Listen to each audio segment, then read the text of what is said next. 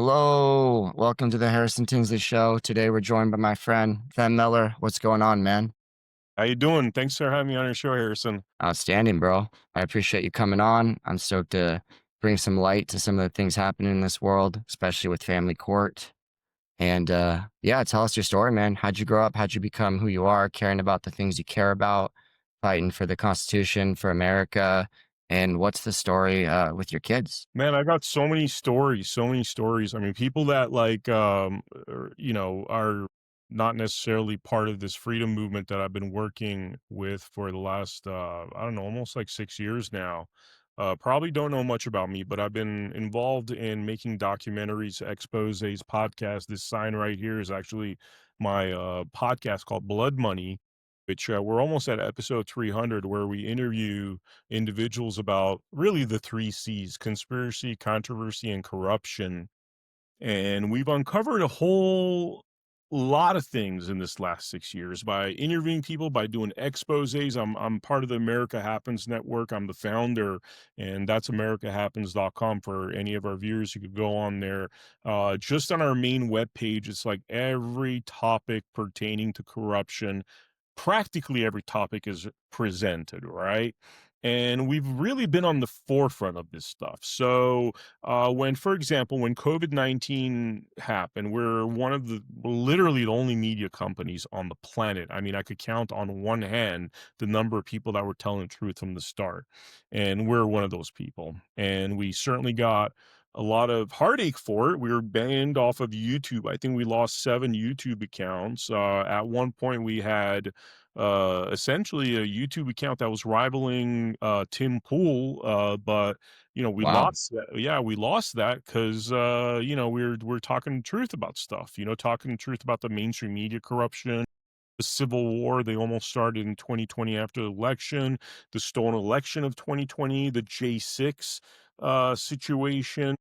I personally have many relationships with actual J6 individuals, where probably one of, I mean, and this even gets smaller. When you're talking about COVID-19, you're talking about 4 or 5 entities, outlets that were telling the truth from the start. When you get into, and probably less, when you get into J6, the group even gets smaller because you talked about J6 in any fashion other than what was the narrative.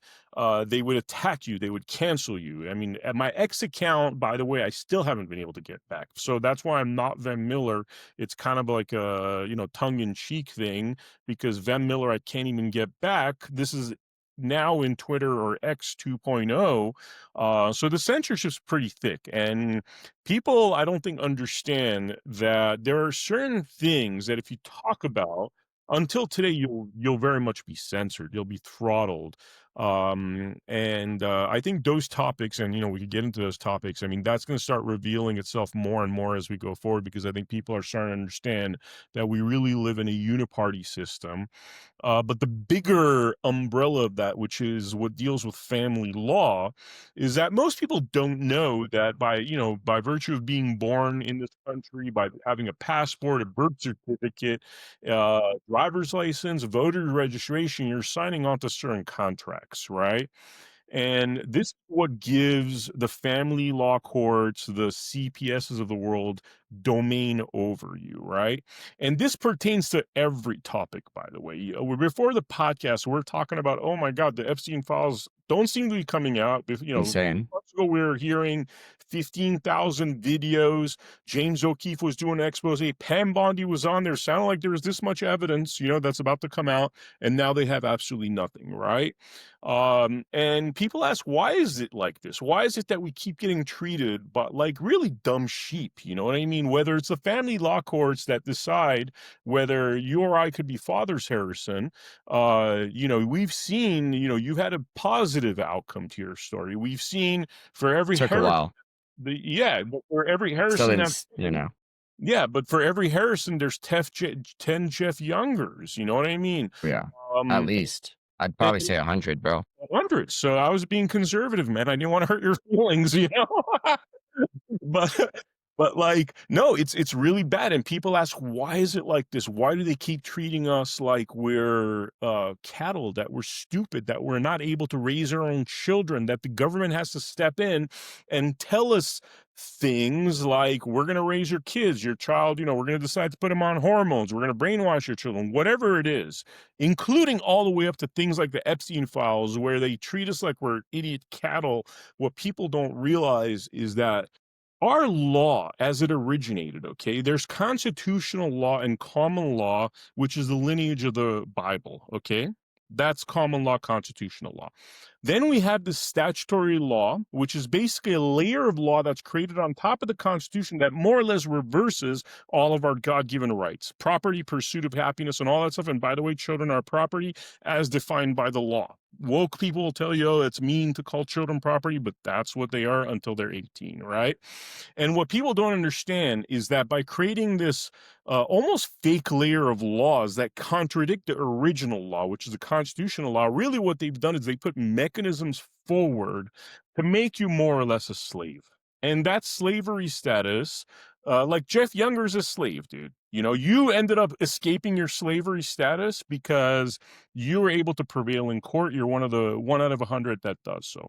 Jeff Younger, nonetheless, if you look at what's happened to him, his property was taken from him. They're deciding to transition his kids for a piece of property, a child where you have 50-50 rights to that child by law. He's had his rights taken. When you have your property rights taken, you're basically a chattel slave. That's what it is. That's why the Constitution is so important, right? But they've used this backdoor method of creating all these statutory laws, these literal fake courts that contradict the Constitution called family law courts, to steal yours and my rights. But the through line to all of this is that they look at us like we're idiots. We can't manage our own kids. We can't know about the Epstein files. We're too stupid to deal with things like global blackmail schemes that put the power in the hands of the blackmailers versus us, we the people. You see what I'm saying? Now, I mean, I when thought I just read today that there was no blackmail, but say that again? go on. I just read today, I thought from the FBI release that there was no blackmail, but go on. Yes, if I'm a complete idiot, moron, IQ of 20, I would believe him. But the last 5 years, all I've heard is that there's all these Epstein files, and we got to get Trump in office because that's going to be exposing all this stuff. And Julian Assange is saying that 98% of our Congress and Senate is blackmailed individuals, sexual blackmail. This is why they don't work for we the people. And then 5 years after hearing this stuff, after me myself, I've done like 1,000+ episodes of content to fight for this freedom fight, one of the components of which was essentially the Epstein files, our rights as fathers and parents in family law. None of that stuff is being addressed right now. And, you're kind of hearing me after, 2 hours ago, I heard about this disappointing, thing that came out with they're saying there's no Epstein files now, nothing, everything we said in the last 5 years, forget about it. And like I said, Harrison, when we started this interview, I relate all this stuff to the same things that are happening in family court, us getting treated like we're essentially slaves, not, citizens. But the crazy thing is when you actually research what citizen means, it means that you're the ward of a public trust, which puts you in a slavery status. So I think there's things being recognized in this world as things are revealing themselves. We're noticing what's happening. And I don't know. I think unless serious change happens within our government very quickly, I think people are going to start realizing that we've just been kind of tricked into giving up all of our rights, kids and everything. Yeah, it seems like we just give up more and more rights. I think that when laws are created, we should delete old laws. I think that we need single issue, votes on bills. I think that term limits would help a lot. But obviously, the government's overstepped what it was originally intended to do by quite a large measure. I mean, you could just take taxes. Taxes don't matter as much as children, obviously, but, a war over 3% to now just accepting 40% is pretty crazy. Yeah, and like imagine in 1776, somebody walked up to you and said, "I'm going to sexualize your kids, take them away from you. You can't be a father."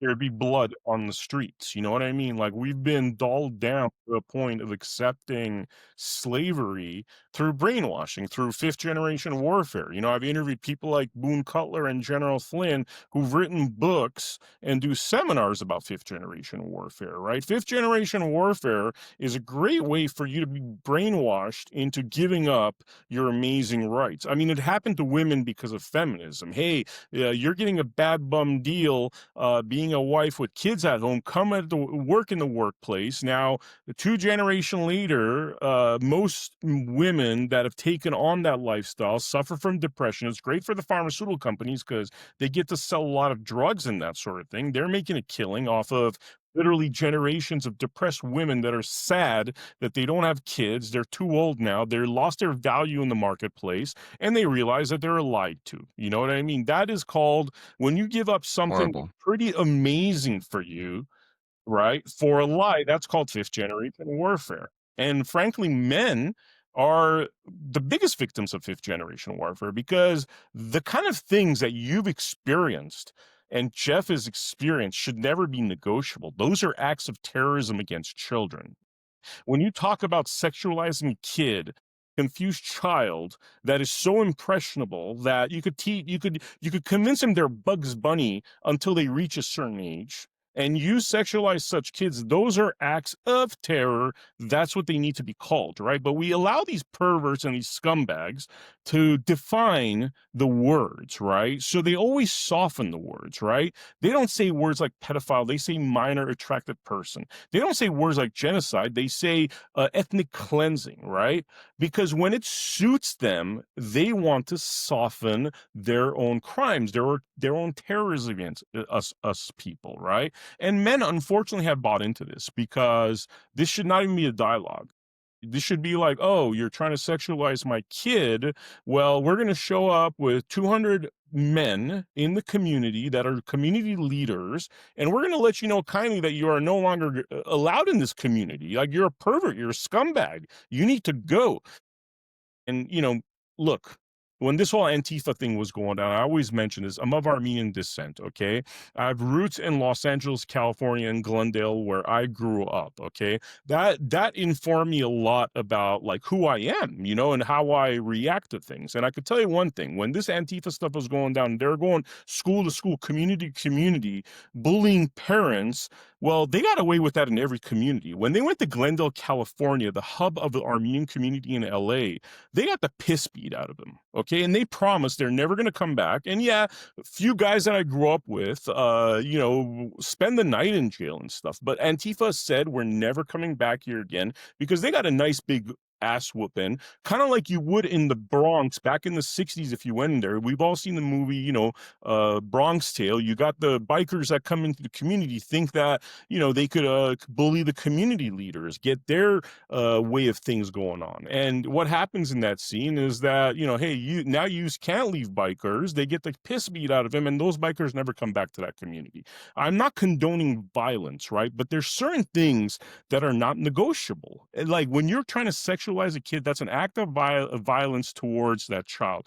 Why are men not talking about this? Why are men even like being like, oh, let's negotiate about our children's future? So that in itself, the fact that we've become so soft in the last 30, 40 years, that's part of the psychological warfare. That's called fifth generation warfare. And it's really meant to disempower us, disempower the male leaders, because every genocide, figurative or metaphorical or physical, starts with the destruction and removal of men. And we've seen, by the way, where that's led. We've gone through generations of third wave feminism. 10% of girls between 18 and 25 are on OnlyFans. 80% of men that are married are watching those OnlyFans girls and making very, very Horrifying. there's something wrong with that. That's like legalized prostitution, okay? That girl will never come back. They could glorify it and say, oh, it's female liberation and all that stuff. Well, guess what? Do you know how many suicides there's been of the younger brothers of those kind of girls that are so humiliated by their sibling doing heinous stuff sexually that then they no longer want to live on this planet, so they kill themselves or they're destroyed in their community. I mean, seeing their sister getting like 10 dicks, you know what I mean? And I'm sorry to be foul, but it is a foul, disgusting Disgusting. thing. It's not freedom, you know what I mean? I grew up, look, I was a music video director from a very young age, and I was supposed to talk about myself, by the way, my bio, which Yeah, I guess yeah. is coming out a little bit through telling these kind of stories. But when I was in my early 20s, I became a world famous music video director. Okay. I can't tell you how many times women would sexually proposition towards people like myself or the producer so they could get their screen time on the video. That's a real thing. Okay. That there's types of women out there, groupie types, that will do whatever like they can do sexually to get their spotlight for whatever issue, daddy issues, whatever. I've lived in Las Vegas. Las Vegas is filled with strip clubs that have these kind of women in there. You know what I mean? Now, that becoming suddenly like the norm, okay, that being a way of life, we've really like the train's gone off the tracks. You know what I mean? The train's gone off the tracks because as a male, back in those days, when I was faced with those kind of choices, I frankly chose not to partake in that sort of thing, right? As a dude in a time where it was okay because everybody else was doing it. And by the way, a lot of my colleagues got pinched up for sexual this, sexual that, because a lot of time you fall into those traps. Those opportunistic type women come back and they falsely accuse you to make a good piece of coin. And I've seen that happen a lot, especially when I ran for office in 2022. There's a industrial complex of that sort of thing where women will embed themselves into certain situations at their own fruition, and then they'll be like, oh, you abused me, whatever, rape 20 years later, and that dude's life is destroyed. And I've seen it happen over and over again. It's like it's literally business for some certain individuals, that culture becoming sort of the norm is a really scary thing to see. And that is because as males, as leaders, we have not stood up and said, God, this is really wrong. It's wrong that firstly, man, 80% of married men being on OnlyFans, 10% of young girls being on OnlyFans. I mean, we talk about pedophilia and all that. So I mean, that's just like sick crap over there. Yes, the girls are over 18 and all that stuff, but this should not be something that's so rampant. There's got to be something wrong with our society and culture that's led us down this way. And again, the root of it is because so much of our rights was taken and psychologically we were manipulated into this more powerless position, and this is the fruits of where we are. So, I mean, there's a reason why I'm in this freedom fight. There's so many issues from the top that I think you see when you've done 1,000 interviews with people that understand law, understand government, understand how we came from the British monarchy system, understand really how the British crown and those legal societies still influence us. And the bottom line is they've gamified the destruction of people that are the little people, us, we the people, and part of that is this family law industrial complex. Yeah, well, something you brought up was like false accusations. I've seen that a lot in family court, heard a lot about it, gone through it myself.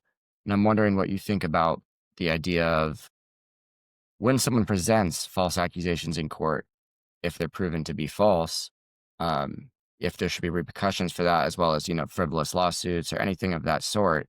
I think that it'd be good to start seeing people pay the price for that to bring that sort of thing down. Obviously, the whole OnlyFans thing, tragedy. I can't imagine, having a daughter or anything like that. I mean, it's just such a scary time for society. I hope we can get back to more sane, biblical, just normal life where people aren't constantly addicted to the sexualization of honestly everything, and especially children. That's where it's just so wrong. And there's no maps. That's insane.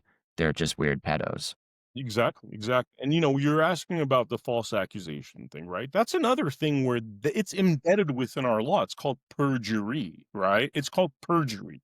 Okay, so and the reason I say But with such it's never matters in family court. It's majority of people make up stuff, right? And it's my understanding.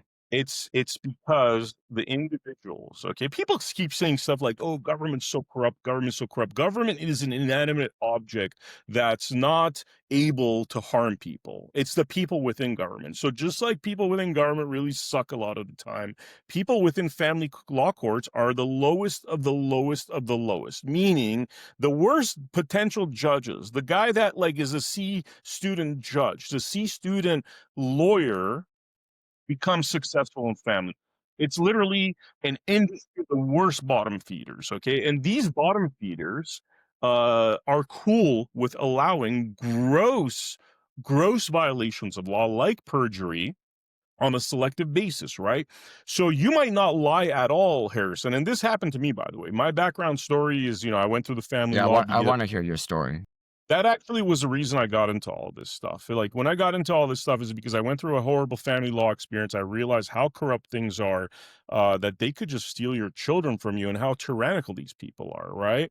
And that started really opening my eyes to all the corruption because once your children are compromised and you realize that everything that you've learned about law is a lie and this fake construct of family law courts has been created by literally the dumbest of the dumbest, the worst of the worst, that are willing to do all kinds of horrible things, cover up child abuse, that sort of thing, let perjury happen, let like the female that you're trying to oppose in court lie 100 times. Happened to me. Literally lie, never held to account for perjury, right?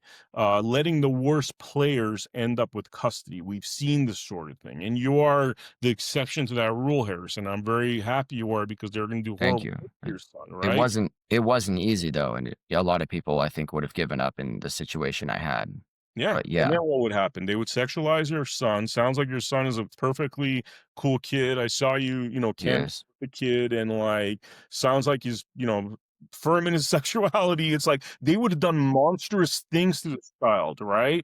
And why do these monstrous things happen? Is because the laws are there, dude. The laws are there. But when you have a bunch of scumbags running family law, I'll give you an example, right?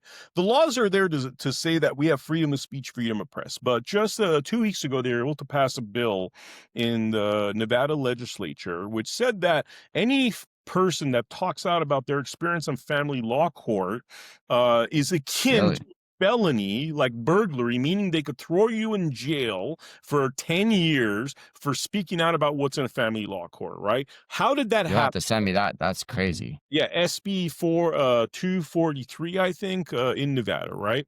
I think it's SB, but I'll get you the exact correct one. But the long and short is that 95% of people oppose this because it's so grossly unconstitutional. Nonetheless, they passed this. Nonetheless, they passed this. It is so grossly unconstitutional. And you know why it was passed? Because a bunch of family law court lawyers and scumbags of that kind, in unison with a bunch of billionaires, wanted to pass it. And this is a grossly illegal. It's illegal because the Constitution says we have freedom of press, freedom of speech. When they're limiting your freedom of speech for whatever reason they're giving, that is unlawful, but nonetheless it happens. And even though it's illegal, they use the legal system to throw you in jail if you spoke out based upon this nonsensical law. That is a perfect example of their game across, man, all spectrums, all spectrums. Family law, Epstein files, the J6 cover up, COVID-19, it's all the same stuff. Once you go really high up and look at it and realize who the head of the snake is and what their intentions are. You follow this head of the snake, Harrison, you end up with these World Economic Forum type elites every single time. Okay. Whether it's a COVID-19 jab that they forced you or the laws that they're putting in place all across our states that are grossly unconstitutional meant to steal your children, right?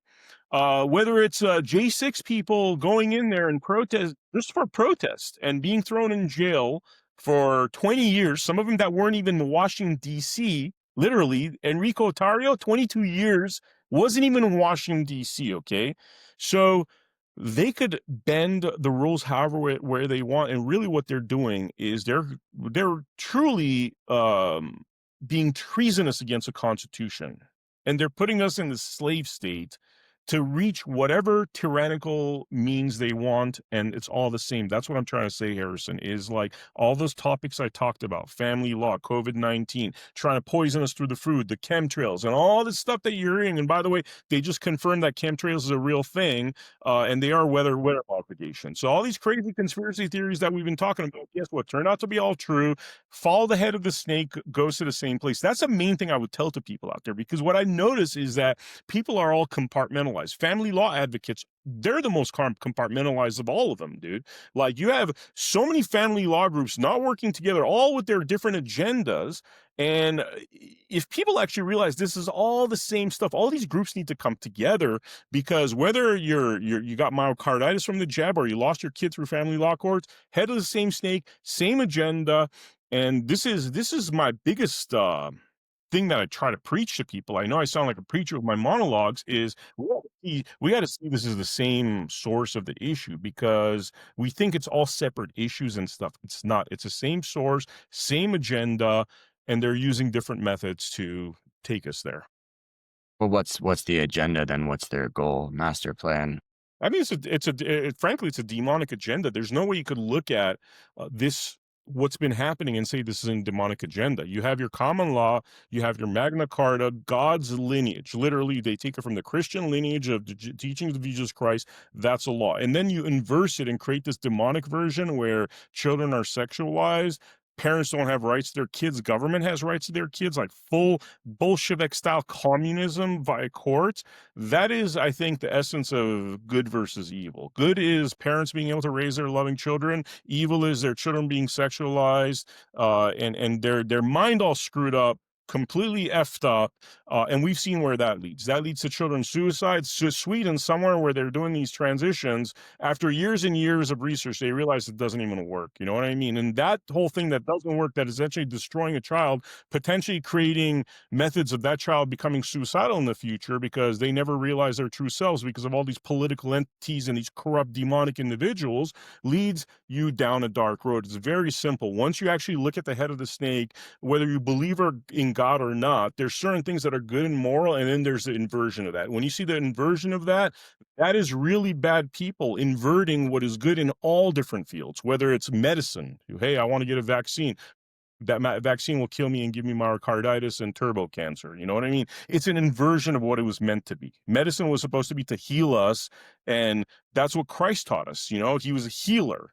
He wasn't walking up to people, giving them jabs and giving them myocarditis. That's the inversion of what Jesus was there for. So, however much you learn about what's going on, even if you are a person that's an atheist, it's hard to not recognize this as purely a matter of good versus evil. And there are, just like you have good in you, you want to love your kid. You don't want your child to be sexualized. You don't want your child to be, traumatized. That is an essence of good. You don't need to be a follower of Jesus Christ to do that. Now, if you want to traumatize your children, you want to harm them, you want to take on these paradigms that Sweden has proven doesn't work, that leads to disaster, and there's evidence of that, then you're doing something bad. And it becomes clearer and clearer the more you know about how the system works and what their agendas are. Yeah, I mean, there's also the CAS files, the HHS report from here. It's coming very clear that affirming transgender delusions doesn't help children or anyone for that matter.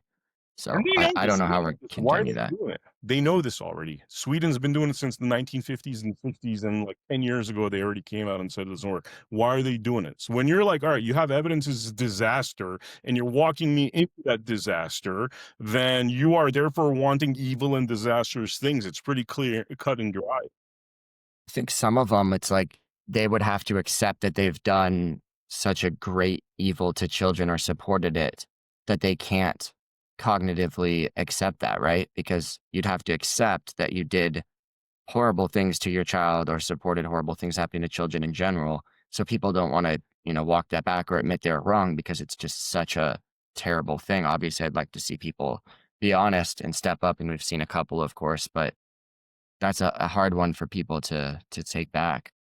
You have two levels here. You have the people that were brainwashed by third generation warfare. Those are those people, right? And those people, victims, I could see how a lot of them are victims.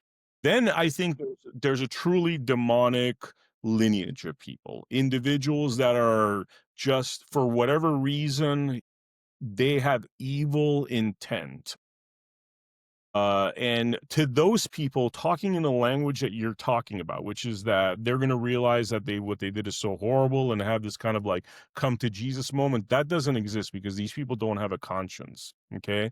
And these people, I think, are selected for a lot of our power positions when it comes to children. Because it's one thing to be like, all right, I was brainwashed because I'm getting all this fifth generation warfare from the television. I'm getting it from my podcast, and I bought into this nonsense that, my 3-year-old could decide whether they're male or female prior to even going through puberty, right? There's those individuals that you could argue are victims. And then there's the people that know what they're doing is evil. And I think those people are inherently evil. I think they're born evil. I don't think they became evil. I don't think it's some trauma that did that to them. I think they're and this is biblical, by the way, because in the Bible it talks about certain bloodlines that have demonic that are of the demonic realm. I mean, it talks about fallen angels having sex with human women. So could it be possible that there is truly demonic individuals that are just born that way, that are just here for evil?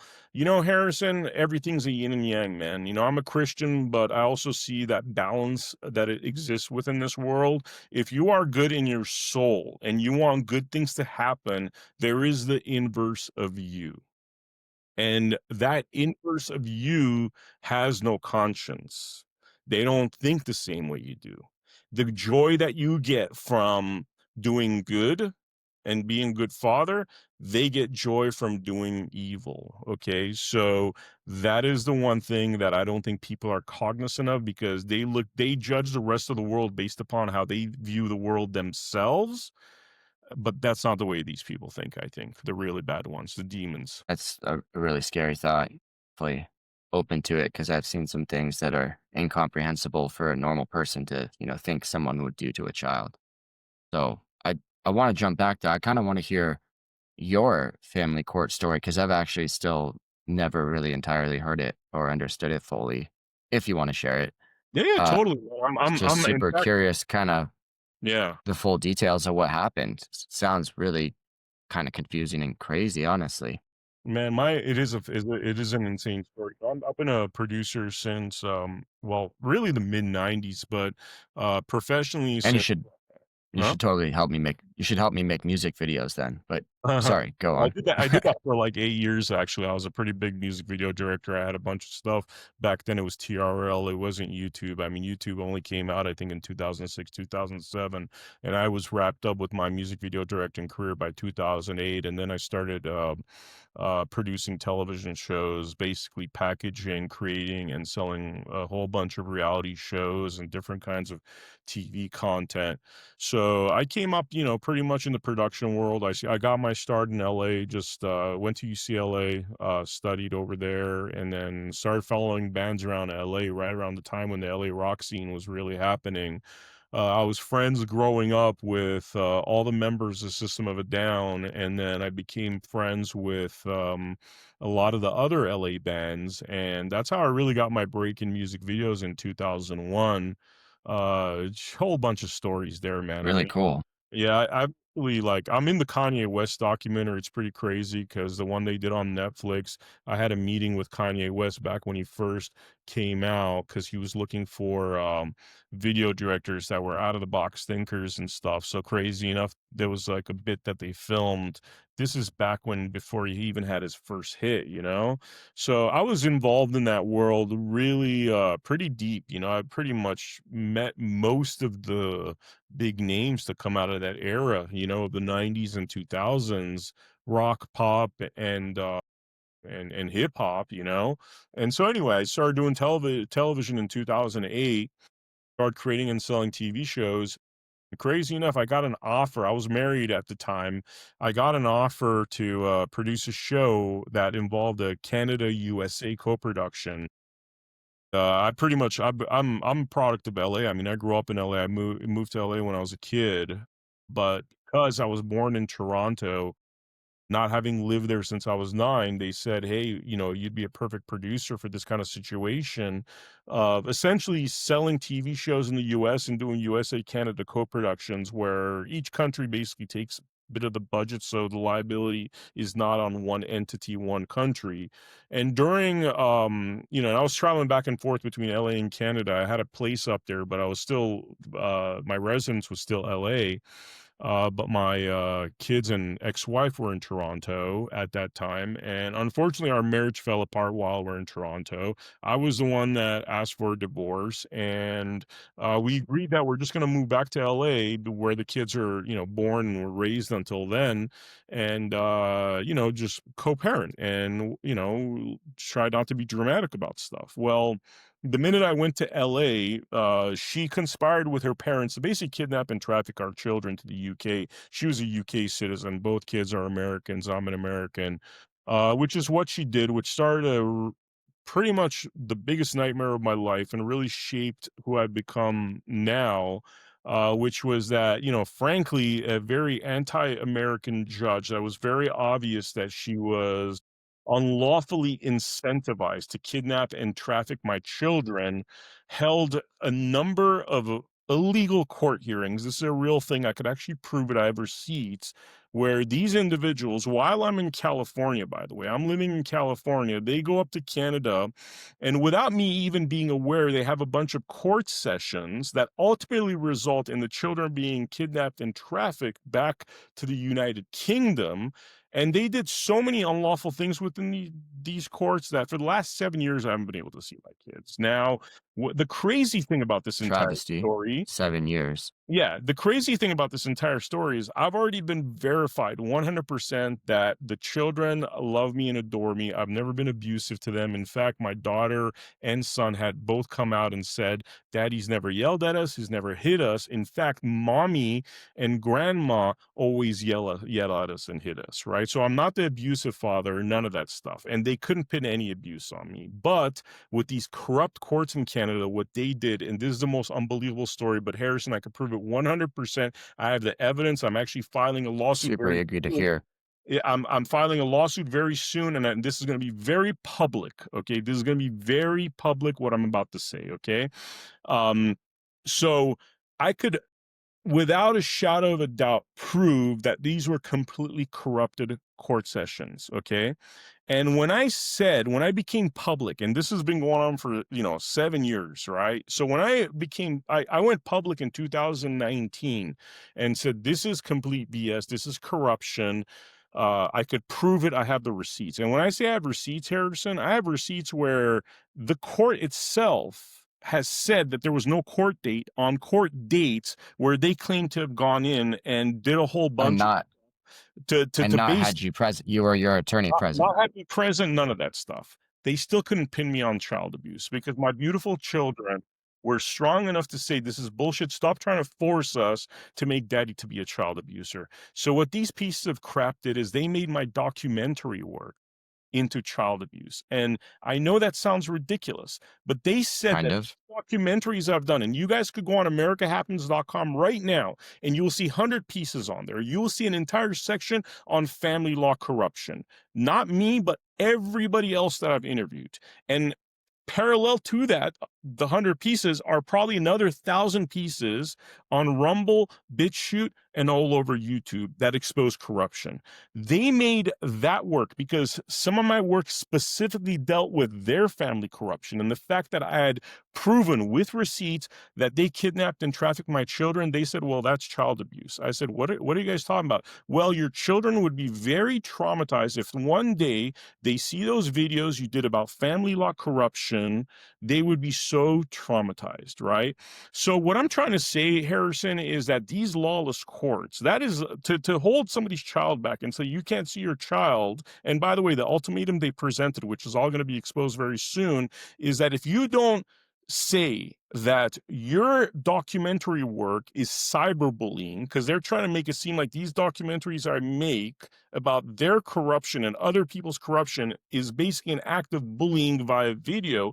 They told me if I don't say that what I've done is cyberbullying, not documentary filmmaking, not journalism, then they won't allow me to see the kids. And the crazy thing about this, Harrison, is I recorded them saying that this is the information I'm about to release from the mouths of these judges, from the mouths of these social workers, that where they say, Vem, you're not abusive at all. Your children love you, but your videos, your exposés are the problem. And until you say that that is a crime, that you making documentaries and being a journalist that exposes our scumbaggery, until you say it's a crime, then you can't see your kids.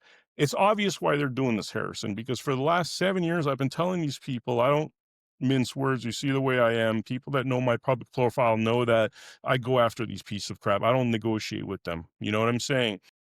I've Yeah. made it. I'm just trying to figure out 7 years is a long time. Like we're talking no phone calls, FaceTimes. What are we talking and how Well, are they I had justifying phone that? calls. I had limited Okay. contact with them, but as you know, I was also falsely accused of being the third Trump assassin by Sheriff Chad Bianco. Another extreme blatant lie through the board. It's like I was like a mile, 1.2 miles from a Trump rally. This guy made me out to be a Trump assassin, right?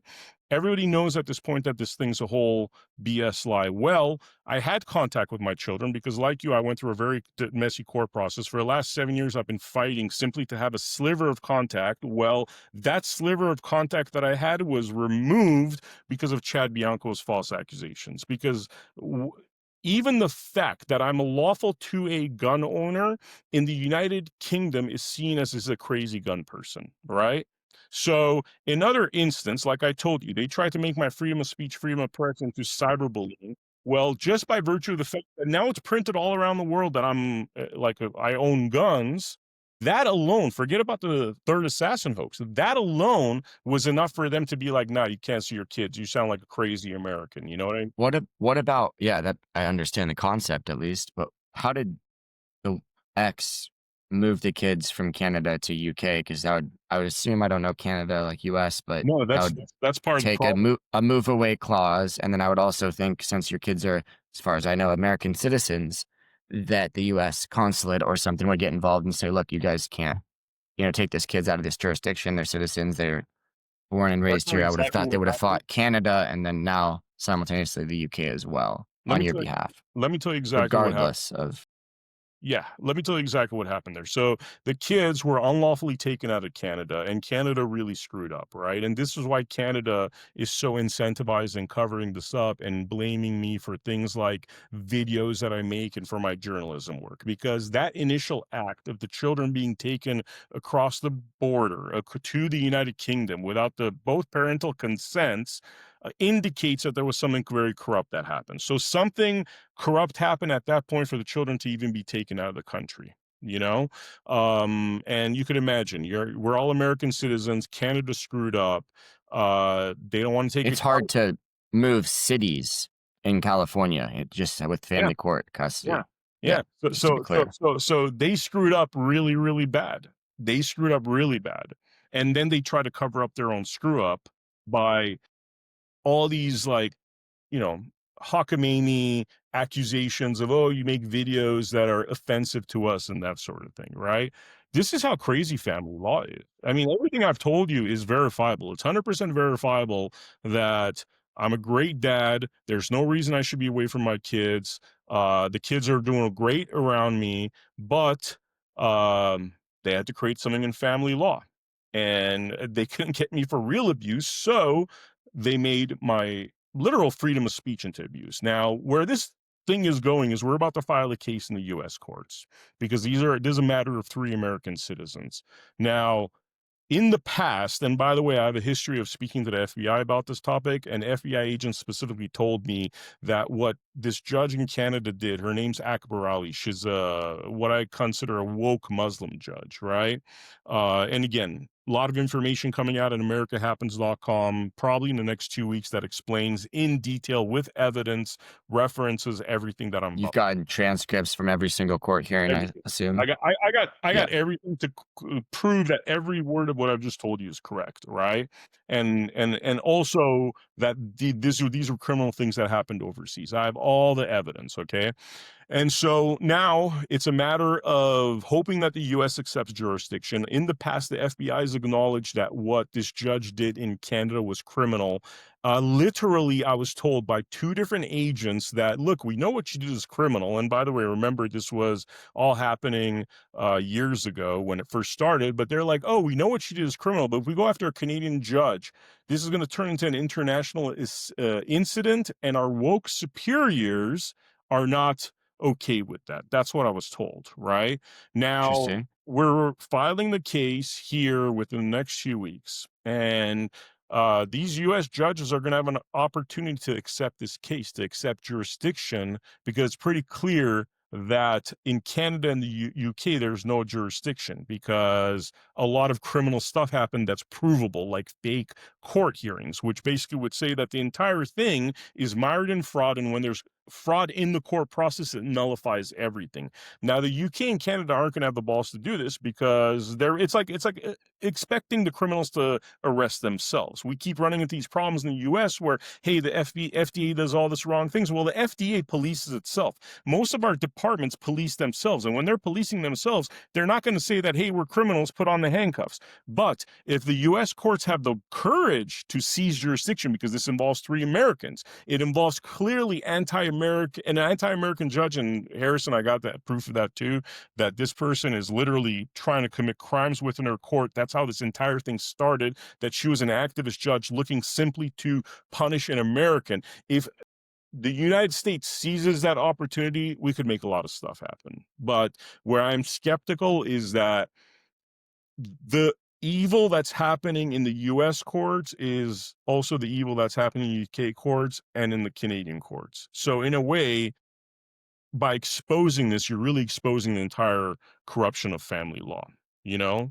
And so are people going to have the courage to do that within government? Does that go against their $100 billion plus a year industry? Are they more incentivized to continue harming parents and people as opposed to really, unraveling this whole corrupt industry? That's where I think the tragedy of what's really going on presents itself, because it might very well be that what happened to me and my kids was grossly criminal, but that by pulling on that thread, they're really exposing the nonsense that's happening here. Whereas none of the stories I've heard is actually as bad as this situation because of the foreign elements involved. And like you said, kids getting taken across borders, all very shady stuff that was allowed. It's probably one of the worst Normally family law. hard to do.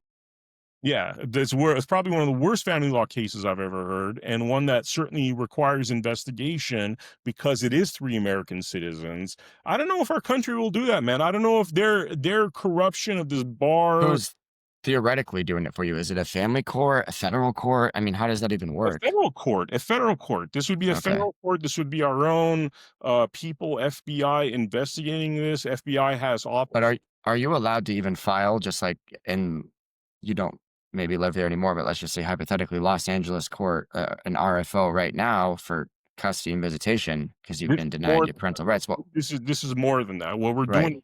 This actually has No, I nothing. get it. This has nothing to do with custody, by the way, Harrison. The start of this is not custody. It's more the damages that my family, myself, my parents, my children have incurred because of this corruption. So there's clearly damages that were done there. There's verifiable damages. Once you start to unravel that and you go through discoveries, where now we're talking about the damages. How did those damages happen? Okay, let's give Epstein example. And there's a part where you could draw parallels about how they could cover this stuff up. Well, the damages happen because there's a lot of victims who are via affidavit saying that damages happen, and they're showing that damages happen. So damages happened, right? Becomes the thing of like, who caused that damage? Okay, if we go into an Epstein file situation and these judges are protected, well, the damages happen, and then theoretically nobody caused the damage.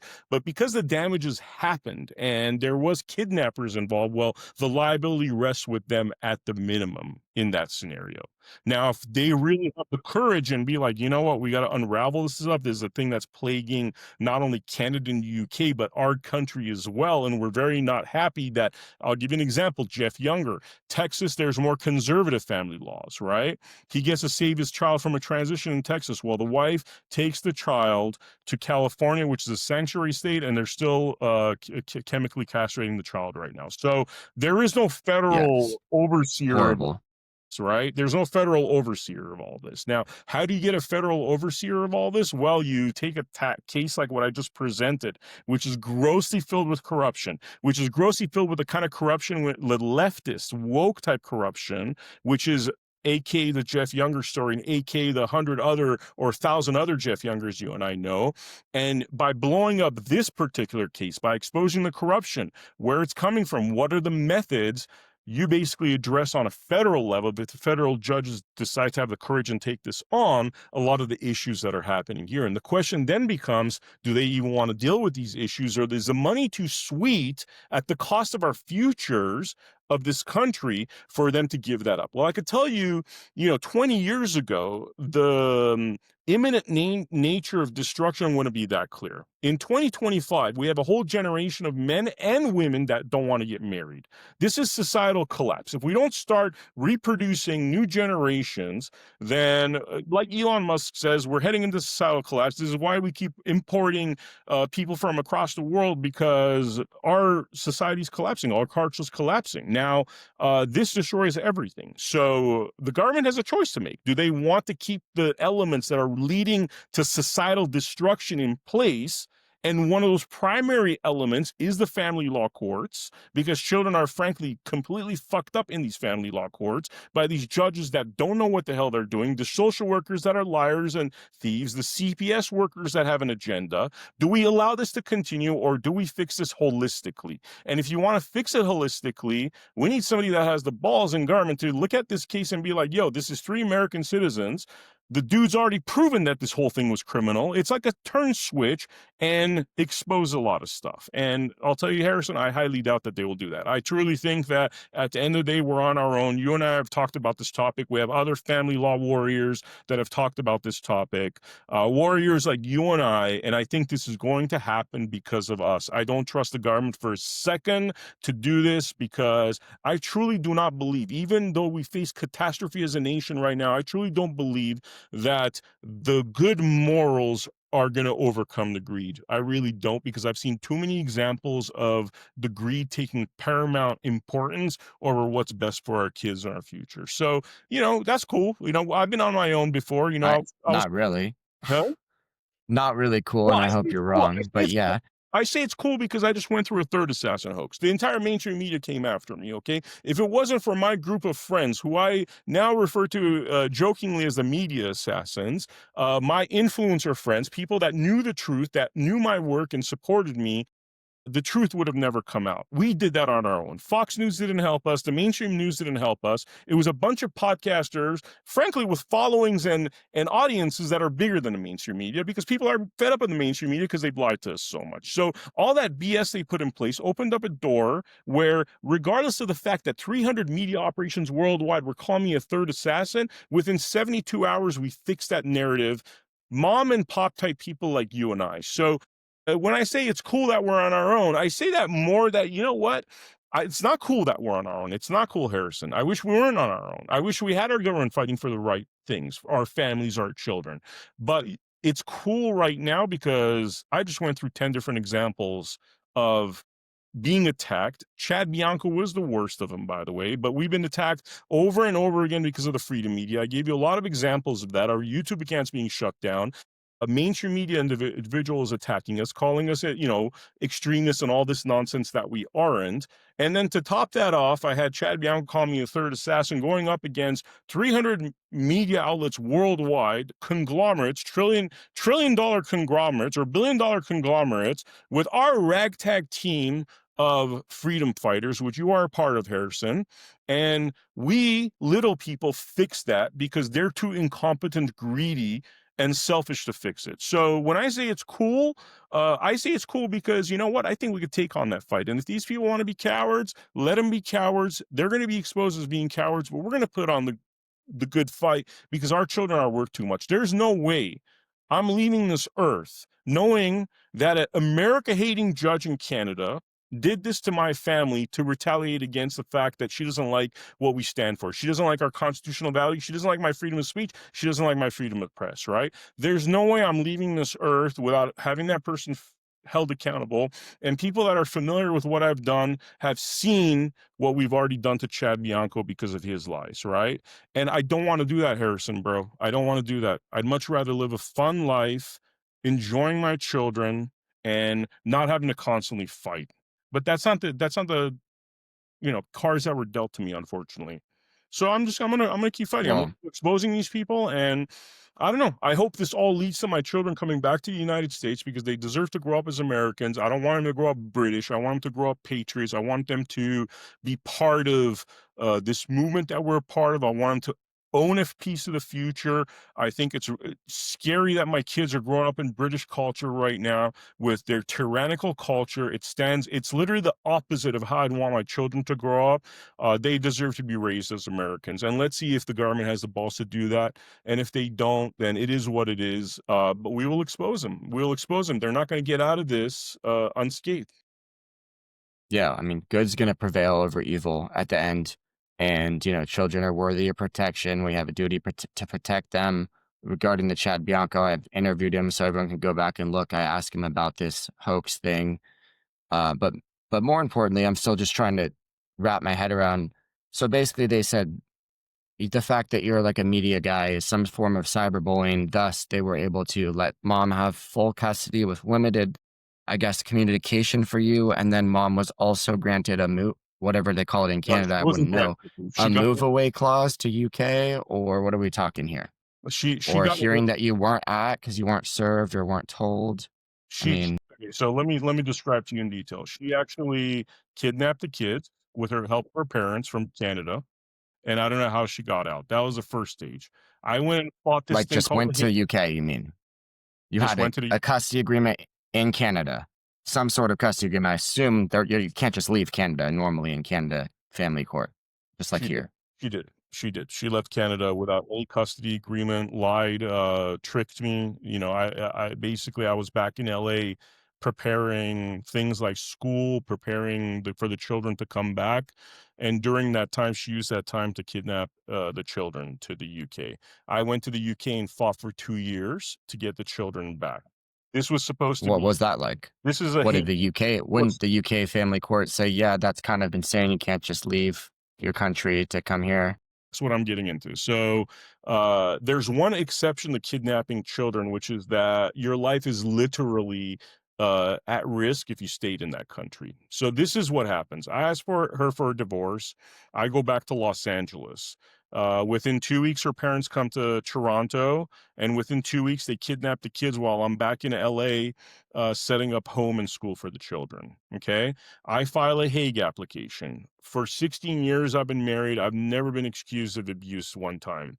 She starts accusing me of abuse. And it's very obvious that she's making it up as she goes because there's many accounts where she said that there was no abuse whatsoever, right? But then her story changes once it becomes necessary for her to meet this threshold of the Hague application because now there's international courts involved. They're saying, wait, you shouldn't have taken these kids, and now she's having to prove that the abuse was so bad that if I go back to where that them guy is, he's going to kill me and he's going to kill the kids, right? So imagine you're trying to fabricate all this stuff, and she has literally endless at bats. And this is where the problem is because she perjures, lies, right? She lies that she lies and she says she has PTSD. Well, there's a few things that happen. I hire a private investigator that follows her around a month. She's telling the court that she's depressed at home. She's not able to have relationships. So lo and behold, when the private investigator follows her around, she has a boyfriend, which I already knew, which was one of the reasons why I wanted a divorce in the first place. She has this lover boyfriend. They're going to spas together. She's frequenting bars, shopping, all that kind of stuff, right? An expert forensic psychologist comes into the court, says this individual is lying because the evidence I've seen is not the way somebody with her claimed condition acts, right? And so we basically debunk this whole thing, but she stretches out the kidnapping the kids by literally faking a suicide attempt and doing a whole bunch of, it's like accusation, Should almost accusation. be Every custody to you, but yeah. Exactly. It's like accusation, accusation, accusation. Oh, that didn't work. Let me try the next one. I went through everything, Harrison. I went through first, I'm Yeah. verbally abusive. The kid said I wasn't verbally abusive. I was physically abusive. The kid said I wasn't physically abusive. She said I'm sexually abusive. Turns out I wasn't sexually abusive. She had so many at bats for her story to stick until the UK courts got fed up and basically said, you're either going back to the place where you kidnapped these kids with the kids, or we're sending the kids back to the dad. Okay. This is Okay. finally comes back to Canada. The minute she arrives in Canada, this judge, her name is Jasmine Akbarali. She's the anti-American woke judge. And dude, I got evidence on that too. This isn't like, I'm not making this up. She's part of these like Iranian group, anti-American male groups, while she's a judge, by the way, which clearly indicates she's a hardcore woke leftist, which is not the way judges should be. Judges are supposed to be unbiased. So Neutral. Yeah.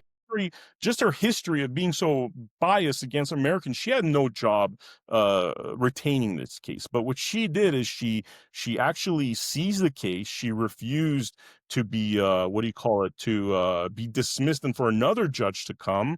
And then she basically made sure she had courts of no record. So there's no transcripts, there's no hearing dates. It's basically completely corrupted court sessions that she held. And it's very obvious that her agenda, what she was put there for, was to basically reship these kids back to the United Kingdom, even though my ex-wife was found guilty of international child abduction. So she literally was just like, oh, I'm not going to even look at any of that evidence. I'm going to look at any of this evidence that shows she did all this horrible stuff. And really, at that point, she had done so many horrible things that there should have been criminal charges of some kind. But like, just like you say, there are certain people that are not held accountable. And the result of that is that she was just able to take the kids back to England. Then Canada came out with this decision in another court that I was not invited to, saying that my videos are essentially child abuse, because if my children ever see my exposés I did of family law corruption, they might be traumatized. You see, it was really just using the children as a tool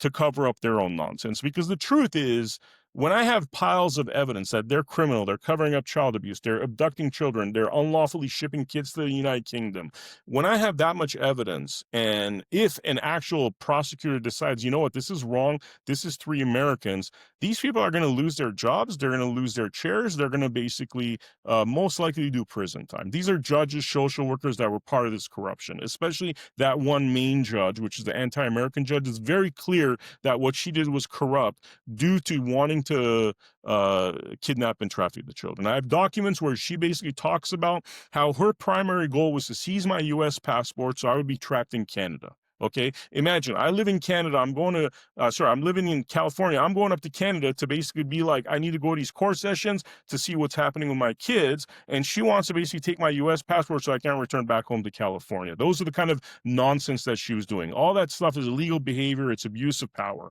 Now, that kind of stuff only happens in terms of prosecution of those kind of individuals if somebody has the courage to prosecute, which is what we're trying to compel right now by saying, hey, this is a lawsuit, this is what happened, this is the evidence that all the stuff that happened in Canada was not only corrupt, it was retaliation against American citizens by a woke activist, and I won't even call her a judge. She was just a woke activist pretending to be a judge. That's how the root of this problem started.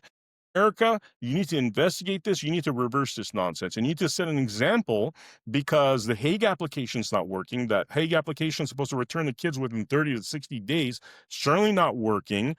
People are able to manipulate the process. People are able to kidnap and traffic American children to foreign lands. I mean, we talk about kidnapping, child trafficking, you know what I mean? Like, we talk about that, and this is an example of child trafficking, literally via a Canadian judge that hates America. So it couldn't be a cleaner case for somebody with balls to take on. And so, but, you know, like I said, Harrison, I don't expect any help, dude. I'm kind of at that point where I'm pretty cynical and jaded, and we take matters into our own hands, just like we did with the Chad Bianco situation, and that was effective. Chad Bianco, before our campaign started, November 15, he was polling at 12%, right? He did this third assassin hoax, carpet bomb my life, lied just so he could become famous and be a California frontrunner.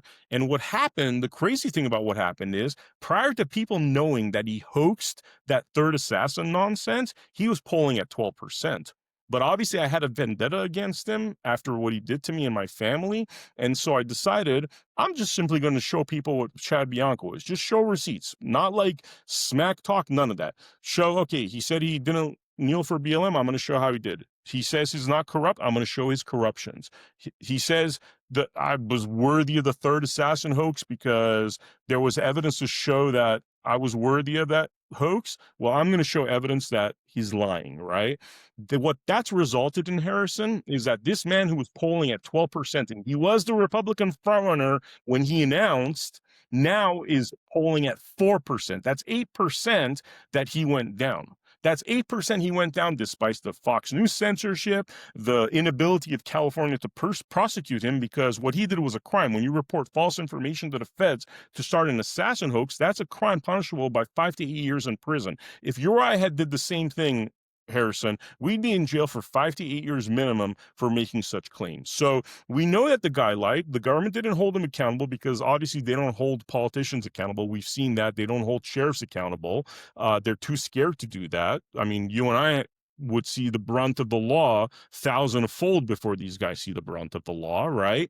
So what do you do in that kind of a situation? You expose it yourself. And what's happened by doing that to Chad Bianco is Chad Bianco had a chance of winning when he first started. After the 5-month campaign we've had against him to expose what he truly is, he has zero chance of winning. In fact, what I'm hearing is that he's become a bit of a laughing stock, would I prefer the FBI to actually do what they would do to me if I had done the same? I would much prefer that, man. I didn't want to spend the last 5 years on a campaign against Bianco, the last 5 months, sorry.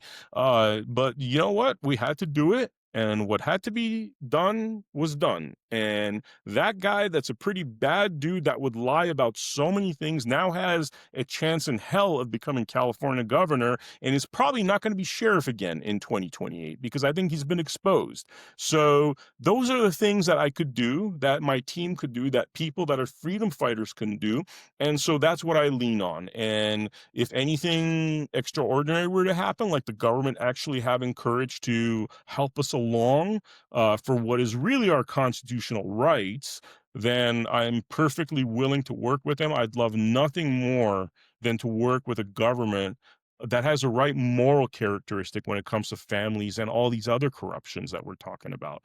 Until then, we're going to keep doing what we do. AmericaHappens.com. We're launching our new website, TheMediaAssassins.com.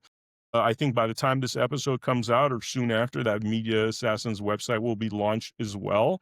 And that's how we approach it, brother. Right on, man. Well, I really appreciate your time. I pray you get your kids back. I think it's just a tragedy. I don't understand how that's possible. The amount of stuff I saw in court that I thought was insane doesn't compare to that. And I appreciate you, brother. Yeah, I appreciate you too, man. At the end of the day, I think this is all, I don't look at this stuff anymore as being debilitating or anything like that at this point. It's all about exposing this stuff and doing what we can to really reverse this tide of immense corruption because I don't think we survive as a country unless, first and foremost, we get this stuff right. And it starts with family law, but whatever's dictating family law also affects everything else happening in our world, which is their general corruption, their lack of caring about the we the people. And so, we do what we do without their help until they decide to help us. I feel momentum towards truth and goodness. I feel like there's this desire for throughout the whole country for that, towards that. Hmm. So I kind of think we're going to win. All right, brother. From your mouth to God's ears. Thanks, man. All right, man. Thank you.